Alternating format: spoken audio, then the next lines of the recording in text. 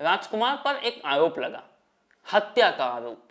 एक हत्या हुई थी और उस हत्या की साजिश रचने का आरोप लगा राजकुमार पर, और इसी हत्या के आरोप के चलते राजकुमार को वैसे किसी की पूरी जिंदगी की कहानी को केवल एक वीडियो में समेट देना मुश्किल है मगर नामुमकिन नहीं। आज मैं आपके सामने मशहूर एक्टर, बॉलीवुड के जानी सुपरस्टार राजकुमार की जिंदगी की पूरी कहानी लेकर आया हूं। आज मैं आपको राजकुमार की जिंदगी की पूरी कहानी बताऊंगा कि कैसे एक खूंखार हत्यारा बन गया बॉलीवुड का राजकुमार। मेरा नाम है शरद, आप देख रहे हैं बॉलीवुड बॉय। राजकुमार का जन्म 8 अक्टूबर सन 1926 को आज के पाकिस्तान यानी तब के हिंदुस्तान के लोरालाई शहर में हुआ था। लोरालाई शहर आज पाकिस्तान के बलूचिस्तान प्रांत में आता है। राजकुमार के बारे में आज भी बहुत से लोगों को यह भ्रम है कि राजकुमार अफगानिस्तान के सुल्तानी खानदान के वंशज थे, मगर ऐसा नहीं है। असल में राजकुमार का जन्म एक कश्मीरी पंडित परिवार में हुआ था, कश्मीरी हिंदू परिवार में हुआ था। आपको मालूम है राजकुमार का असली नाम राजकुमार था ही नहीं। राजकुमार का असली नाम था कुलभूषण पंडित। राजकुमार बचपन से ही पढ़ाई में काफी तेज तर्रार थे, पढ़ाई में बहुत अच्छे थे। बचपन से ही राजकुमार का केवल एक सपना था, आईसीएस का एग्जाम देना, इंडियन सिविल सर्विसेज का एग्जाम देना और उसे पास करके एक सिविल सर्वेंट बनना, गवर्नमेंट जॉब करना, सरकारी नौकरी करना। 1940s की शुरुआत में राजकुमार का पूरा परिवार, उनकी पूरी फैमिली लोरालाई बलूचिस्तान से शिफ्ट होकर बॉम्बे आ गई। बॉम्बे आकर राजकुमार ने आईसीएस के एग्जाम की तैयारी की और आईसीएस का एग्जाम दिया, मगर फेल हो गए, उसे क्लियर नहीं कर पाए, पास नहीं हो पाए। एक बार आईसीएस के एग्जाम में फेल होने के बाद राजकुमार ने आईसीएस का ख्वाब ही छोड़ दिया और पुलिस की नौकरी की राह पर बढ़ चले। दरअसल जिस समय राजकुमार आईसीएस के एग्जाम में फेल होने की वजह से दुख मना रहे थे, उन्हीं दिनों उन्होंने अखबार में एक न्यूज पढ़ी कि बॉम्बे पुलिस डिपार्टमेंट में सब इंस्पेक्टर की रिक्रूटमेंट हो रही है, नियुक्तियां हो रही हैं। राजकुमार ने आईसीएस का तो ख्वाब ही छोड़ दिया था। राजकुमार ने तय किया कि अब वो बॉम्बे पुलिस डिपार्टमेंट में सब इंस्पेक्टर बनेंगे और पहुंच गए टेस्ट देने। रिटन टेस्ट के बाद कई और राउंड के टेस्ट हुए, जिन्हें एक एक करके राजकुमार क्लियर करते गए, पास करते गए। सौदागर फिल्म के सेट पर सौदागर फिल्म के हीरो विवेक मुशारन को राजकुमार जब अपनी जिंदगी की कहानी सुना रहे थे, तब राजकुमार ने ही उन्हें बताया था कि अंतिम राउंड में तकरीबन 50 लोग थे, जिनमें राजकुमार की तीसरी या चौथी रैंक आई थी।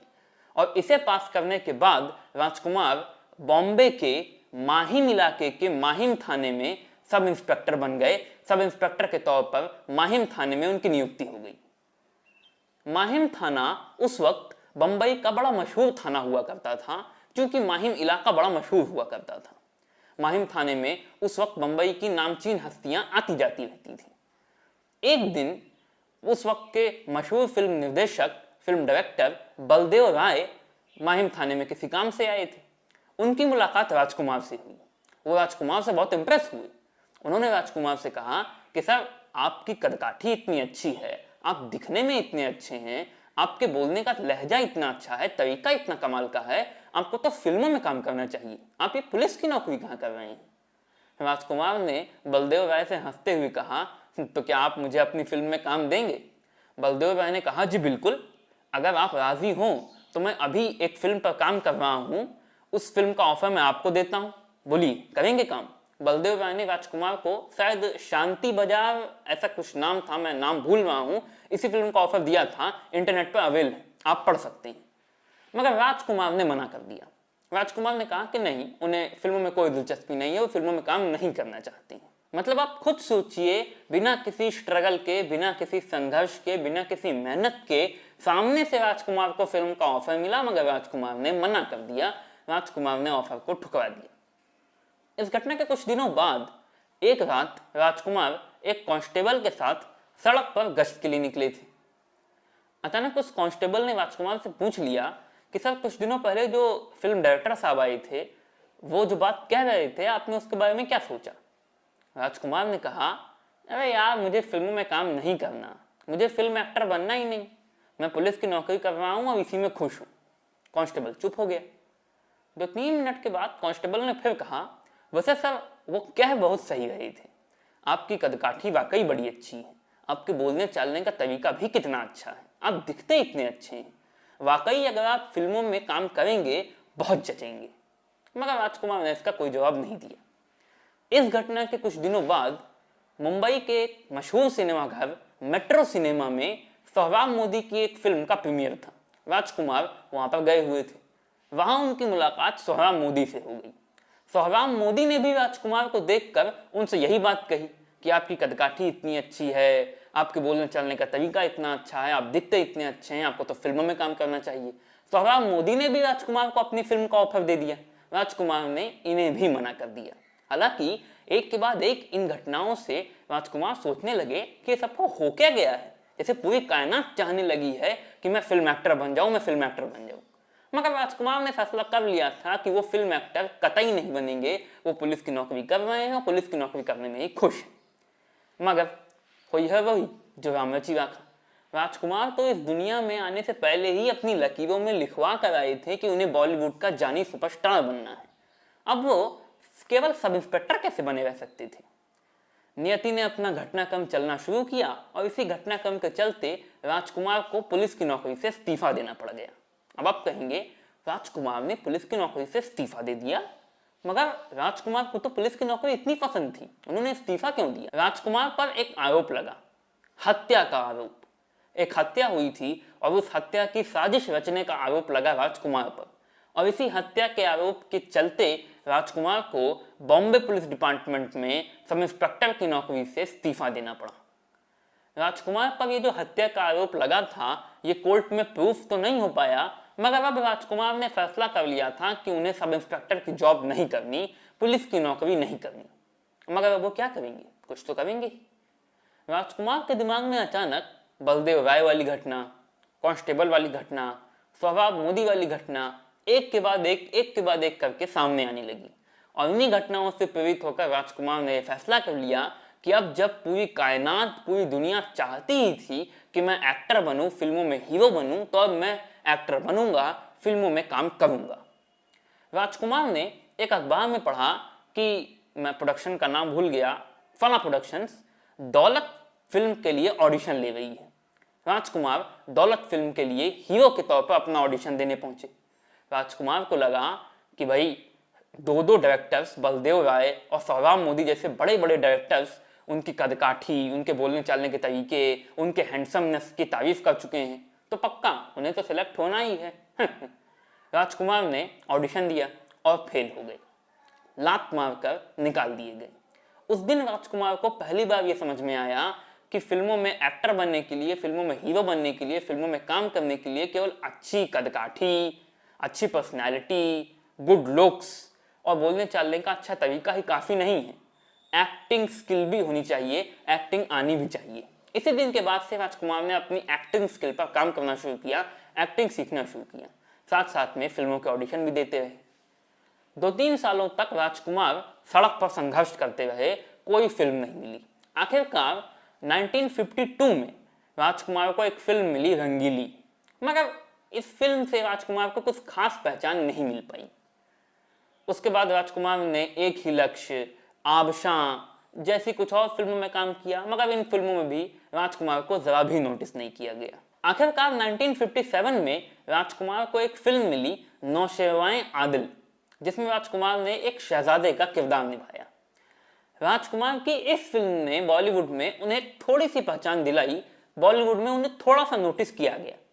कमाल की बात यह है कि उस फिल्म के डायरेक्टर थे सोहराब मोदी, वही सोहराब मोदी जिन्होंने तकरीबन 9 साल पहले राजकुमार को मेट्रो सिनेमा में, जब वो सब इंस्पेक्टर थे, तब यही सलाह दी थी कि आप फिल्मों में काम करिए। उन्हें अपनी फिल्म का ऑफर दिया था, मगर राजकुमार ने मना कर दिया था, और आज सोहराब मोदी जिस फिल्म के डायरेक्टर थे, राजकुमार उसी फिल्म में काम कर रहे थे। लेकिन अब भी राजकुमार को वो चीज नहीं मिली थी जिस चीज की उन्हें तलाश थी। एक एक्टर को फिल्म इंडस्ट्री में बड़ा बनने के लिए एक किक की जरूरत होती है। जैसे अमिताभ बच्चन ने जंजीर के पहले भी कुछ फिल्मों में काम किया था, मगर जंजीर ने उन्हें एक बॉलीवुड में एक किक दी।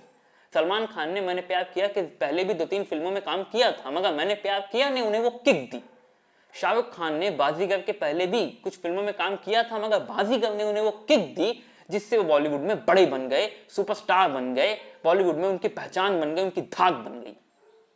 राजकुमार को भी एक ऐसी फिल्म चाहिए थी जिससे पूरे बॉलीवुड में उनकी धूम मच जाए, और ये फिल्म उन्हें 1957 में ही मिली, Mother India. Mother India film में उन्होंने नरगिस के पति श्यामू का किरदार निभाया। भले ही किरदार बहुत छोटा था, स्क्रीन स्पेस बहुत कम था, मगर इस छोटे से स्क्रीन स्पेस में ही, इस छोटे से किरदार में ही, छोटे से वक्त में ही राजकुमार ने अपना किरदार इतने बेहतरीन तरीके से निभाया, इतना उम्दा तरीके से निभाया कि पूरा बॉलीवुड राजकुमार से इंप्रेस हो गया। पूरे बॉलीवुड ने राजकुमार को तारीफों के हार पहनाना शुरू कर दिया। इस फिल्म के बाद से राजकुमार की किस्मत चमक गई। बॉलीवुड में उनके कैरियर का ग्राफ बढ़ता ही चला गया। इस फिल्म के बाद राजकुमार को बॉलीवुड में बड़े बड़े स्टार्स के साथ काम करने का मौका मिलने लगा। इसी फिल्म के अगले साल यानी कि 1958 में राजकुमार को एक फिल्म मिली पैगाम, जिसमें उन्हें ट्रेजेडी किंग दिलीप कुमार के साथ काम करने का मौका मिला। और इसी फिल्म की शूटिंग के दौरान दिलीप कुमार के साथ उनकी ऐसी दुश्मनी हो गई कि फिर दोनों ने एक साथ कभी काम ना करने की कसम खा ली, और सच में एक दूसरे के साथ तकरीबन 32 सालों तक काम नहीं किया। 32 सालों के बाद एक दूसरे के साथ काम किया। दरअसल पैगाम फिल्म में राजकुमार दिलीप कुमार के बड़े भाई का किरदार निभा रहे थे। एक सीन के दौरान राजकुमार को दिलीप कुमार को एक थप्पड़ मारना था। राजकुमार ने शूटिंग के दौरान दिलीप कुमार को इतने जोर का चांटा जड़ दिया कि दिलीप साहब भड़क उठे। राजकुमार भी तुनतुना गए। बात की बात में बात ने तूल पकड़ लिया और दोनों के बीच हाथापाई की नौबत आ गई। किसी तरीके से इन दोनों की हाथापाई को रोका गया। डायरेक्टर को इस फिल्म की शूटिंग पूरी करने में पसीने छूट गए। मगर इस फिल्म के बाद राजकुमार और दिलीप कुमार इन दोनों ने ही कसम खा ली कि कभी भी एक दूसरे के साथ काम नहीं करेंगे। और सच में सौदागर फिल्म में ही इन दोनों ने, यानी कि 34 साल के बाद जाकर इन दोनों ने काम किया। 1960s शुरू हो चुका था और राजकुमार की जिंदगी का एक नया सफर शुरू होने वाला था। राजकुमार की जिंदगी अब एक दूसरे ही मोड़ पर जाने वाली थी। 1962-63 की बात है। राजकुमार किसी काम के सिलसिले में एरोप्लेन से कहीं जा रहे थे। एरोप्लेन में उनकी मुलाकात हुई जेनिफर से, जो कि उस एरोप्लेन में ही एयर हॉस्टेस थी। धीरे धीरे ये एक मुलाकात कई मुलाकातों में बदल गई। कई मुलाकातें प्यार में बदल गई। प्यार को शादी में बदलने से रोकने के लिए इन दोनों के ही परिवार जी जान से कोशिश में जुटे हुए थे, क्योंकि जेनिफर क्रिश्चियन थी और राजकुमार एक कश्मीरी हिंदू पंडित परिवार से आते थे। मगर इन दोनों ने ही परिवार रूपी इस अड़चन को पार किया और एक दूसरे से शादी कर ली। शादी के बाद जेनिफर ने अपना नाम बदलकर गायत्री रख लिया, बन गई गायत्री कुमार और बन गई मिसेस राजकुमार। राजकुमार और गायत्री के 2 बेटे और 1 बेटी हैं। लेट 1960s से लेकर अर्ली 1970s का ये जो दौर था, ये दौर राजकुमार के करियर का गोल्डन पीरियड था। यानी कि 1965 से लेकर 1973-74 तक। इस दौरान राजकुमार ने वक्त, दिल एक मंदिर, हमराज, हीर रांझा, पाकीजा जैसी all time Bollywood classic films में काम किया। उन्होंने वक्त में काम किया। वक्त फिल्म में राजकुमार का एक डायलॉग बड़ा मशहूर हुआ था, जिसमें राजकुमार कहते हैं, चिनॉय सेठ, जिनके अपने घर शीशे के बने हों वो दूसरों के घरों पर पत्थर नहीं मारा करते। मैं राजकुमार के अंदाज में डायलॉग नहीं बोल पाया हूँ, इसके लिए सॉरी। वक्त फिल्म में ये राजकुमार की उम्दा परफॉर्मेंस ही थी कि सुनील दत्त, शशि कपूर, बलराज साहनी, शर्मिला टैगोर, मदन पुरी, अचला सचदेव जैसी इतनी बड़ी दिग्गज स्टार कास्ट के बावजूद वक्त फिल्म के लिए फिल्म फेयर अवार्ड राजकुमार को मिला। इसके बाद राजकुमार ने दिल एक मंदिर फिल्म में काम किया, जिसमें उन्होंने एक ऐसे कैंसर पेशेंट का किरदार निभाया जिसमें उस कैंसर पेशेंट को मालूम चल जाता है कि उसे कुछ दिनों बाद ही मरना है। राजकुमार का दिल एक मंदिर में भी एक बहुत मशहूर डायलॉग था, जिसे मैं अभी फिलहाल भूल गया हूँ, इसके लिए सॉरी। उसके बाद राजकुमार ने हमराज फिल्म में काम किया, जिसमें उन्होंने सुनील दत्त के साथ बहुत बेहतरीन भूमिका निभाई। हमराज फिल्म का भी एक डायलॉग राजकुमार का बड़ा मशहूर हुआ था, जिसे भी मैं अभी भूल गया हूँ, आई एम सॉरी। उसके बाद राजकुमार ने हीर रांझा फिल्म में काम किया। हीर रांझा में काम करके राजकुमार ने अपने नाम बॉलीवुड में एक ऐसा रिकॉर्ड दर्ज किया कि आज तक उसे कोई तोड़ नहीं सका है। राजकुमार ने एक रिकॉर्ड बनाया कि उन्होंने एक ऐसी फिल्म में हीरो का किरदार निभाया जिस फिल्म के डायलॉग्स पोएटिक वर्जन में लिखे गए थे, यानी कि उस फिल्म के डायलॉग्स गद्य में नहीं काव्य में लिखे गए थे, पद्य में लिखे गए थे, कविता में लिखे गए थे, शायरी में लिखे गए थे। आप हीर रांझा यूट्यूब पे देखिए, चौक पढ़ेंगे, उसमें डायलॉग्स ऐसे हैं ही नहीं कि मैं यहाँ गया, मैं यहाँ आया। उसमें हर डायलॉग शायरी में लिखे हैं, पोएटिक वर्जन में, पोएटिक लाइंस में लिखी गई हैं। इसके बाद राजकुमार ने कमाल अमरोही की पाकीज़ा में काम किया। पाकीज़ा बॉलीवुड की all time classic film, tragedy queen Meena Kumari की लास्ट फिल्म। मीना कुमारी और राजकुमार की बॉन्डिंग इस फिल्म में देखते ही बनती है। इस फिल्म में भी राजकुमार का एक डायलॉग बड़ा मशहूर हुआ था। अब आप सोच रहे होंगे कि मैं इस फिल्म का डायलॉग भी भूल गया हूँ, मगर इस फिल्म का डायलॉग नहीं भूला हूँ। दिल एक मंदिर और हमराज वाले में वाकई भूल गया था, सच कह रहा था, इस फिल्म में नहीं भूला हूँ, बोल कर सुनाता हूँ। राजकुमार ने इस फिल्म में कमाल का डायलॉग बोला था, आपने शायद सुना हो, आपके पाँव देखे बहुत खूबसूरत हैं, इन्हें जमीन पर मत रखिएगा, हम मैले हो जाएंगे। राजकुमार ने यह डायलॉग इतनी शराफत और इतनी नफासत से बोला था कि कमाल अमरोही भी खड़े होकर तालियां बजाने लगे थे। कहा जाता है कि पाकीज़ा फिल्म की शूटिंग के दौरान ही राजकुमार को मीना कुमारी से वाकई में प्यार हो गया था।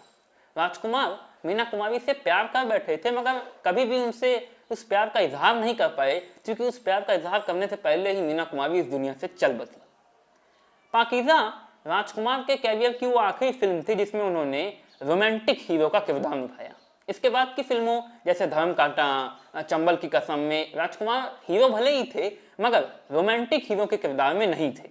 1973-74 का दौर आ चुका था और एक नई हीरोइन बॉलीवुड में अपनी खूबसूरती के जलवे बिखेर रही थी, और उसकी खूबसूरती के इन जलवों की वजह से ही बॉलीवुड के बड़े बड़े एक्टर्स उस पर फिदा हो रहे थे। इन एक्टर्स की सूची में संजीव कुमार का नाम आता है, धर्मेंद्र का नाम आता है, जितेंद्र का नाम आता है, और एक नाम राजकुमार का भी आता है। कहा जाता है कि राजकुमार भी हेमा मालिनी से प्यार कर बैठे थे, उन्हें भी हेमा मालिनी से इश्क हो गया था, हेमा मालिनी को बहुत पसंद करते थे।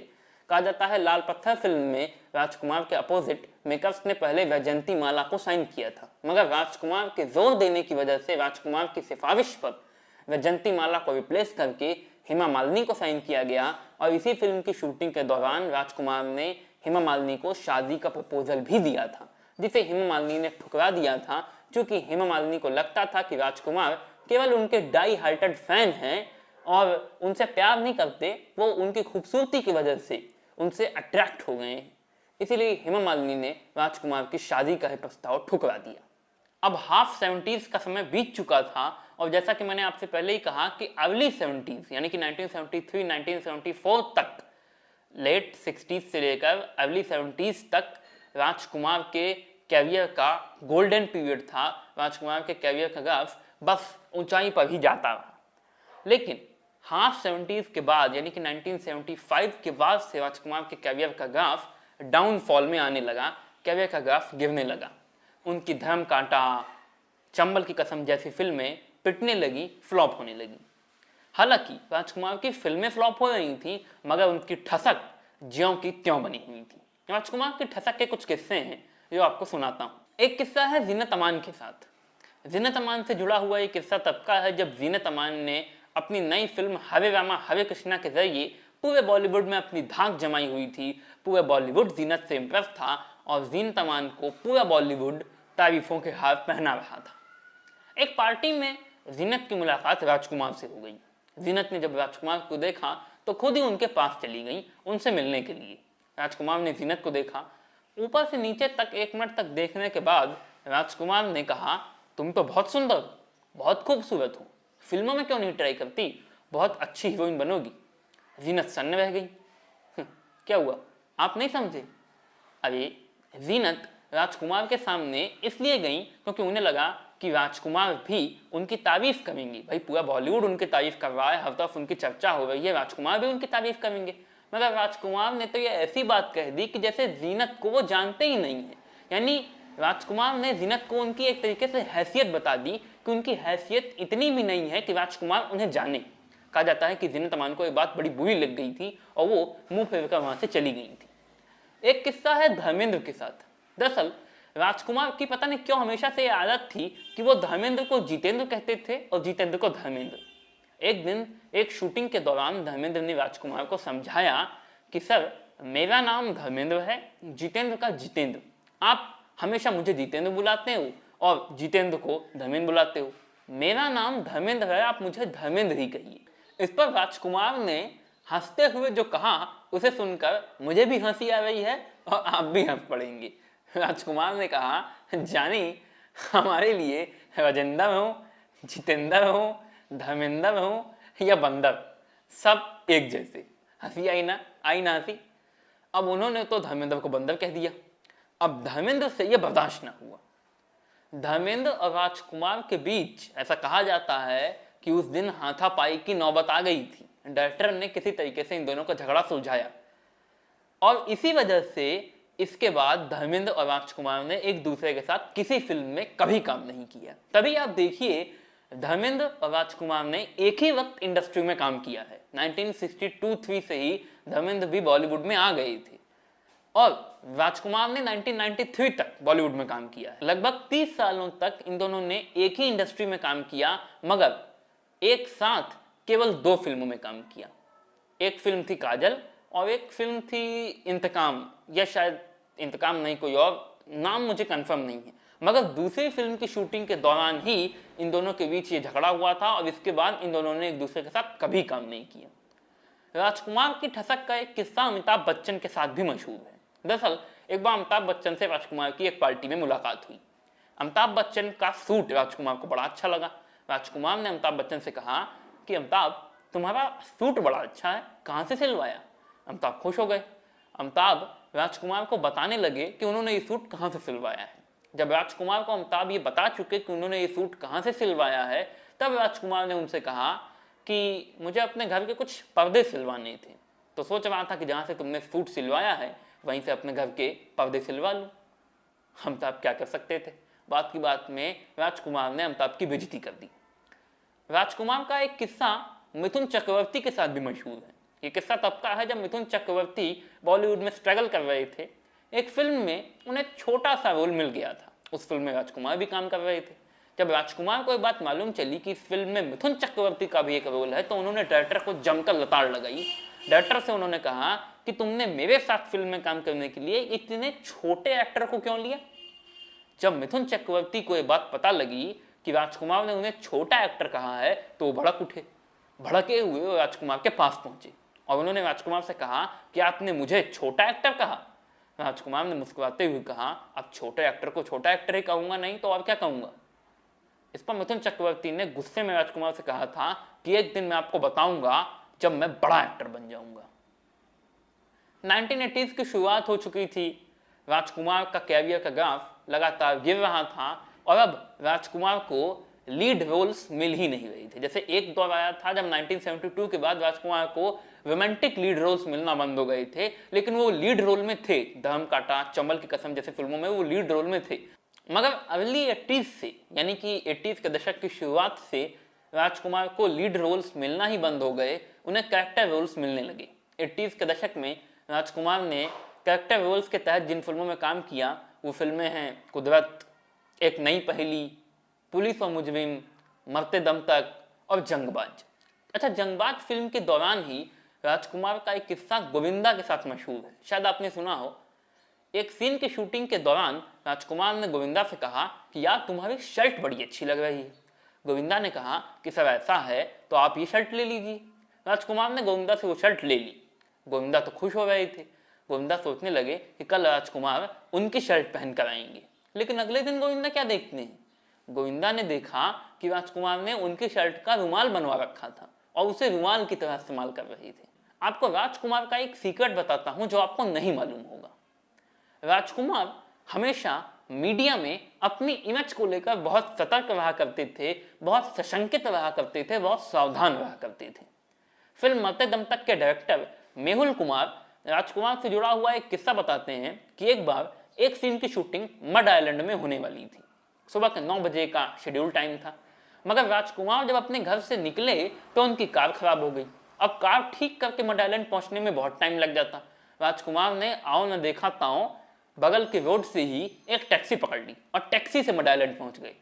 जब मेहुल कुमार ने देखा कि राजकुमार टैक्सी से आए हैं तो उन्होंने राजकुमार से कहा कि सर कोई बात नहीं, कार से ही आते, कार ठीक हो जाती, तब आते, लेट हो जाता, कोई बात नहीं। राजकुमार ने कहा अरे लेट हो जाता तो तुम तो कह रहे हो कोई बात नहीं, मगर अगर मीडिया को पता चल जाता तो मीडिया मेरे बारे में खबरें छापने लगती, मीडिया में मेरे बारे में बातें होने लगती कि मैं लेट लतीफ़ एक्टर हूँ, मैं लेट पहुँचना हूँ, मैं फिल्म के शेड्यूल का ध्यान नहीं रखता हूँ, मेरे कारण फिल्म लेट हो गई। समझा करो कुछ। राजकुमार की कार से ही एक बात और याद आ गई। राजकुमार के बारे में एक इंटरेस्टिंग फैक्ट ये भी है कि उन्होंने जिंदगी भर एक ही कार का इस्तेमाल किया, जो कार उन्होंने 40 साल पहले खरीदी थी। पोर्ट फोलियो शायद नाम था उसका, पोर्ट करके कुछ नाम था। उसी कार का उन्होंने तकरीबन 40 सालों तक लगातार इस्तेमाल किया।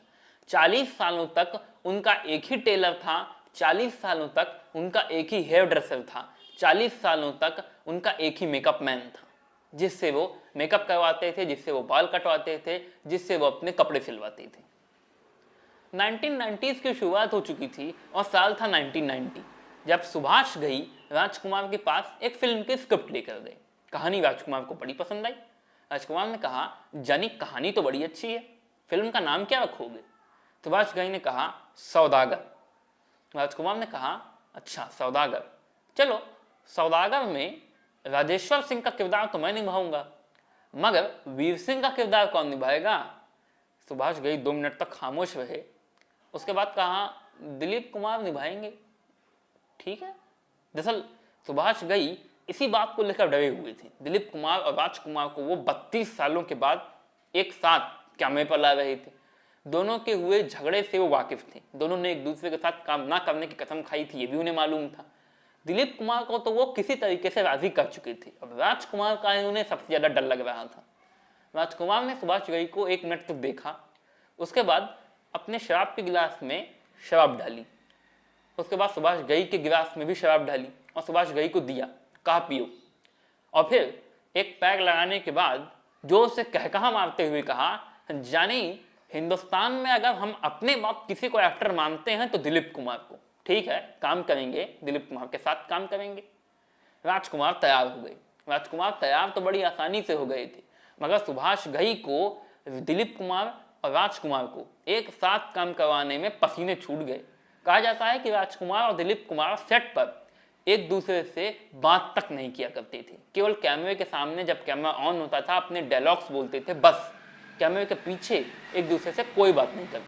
सौदागर ने राजकुमार के कैरियर को एक बार फिर से कुछ वैसी ही किक दे दी जैसी आज से 34 साल पहले मदर इंडिया ने दी थी।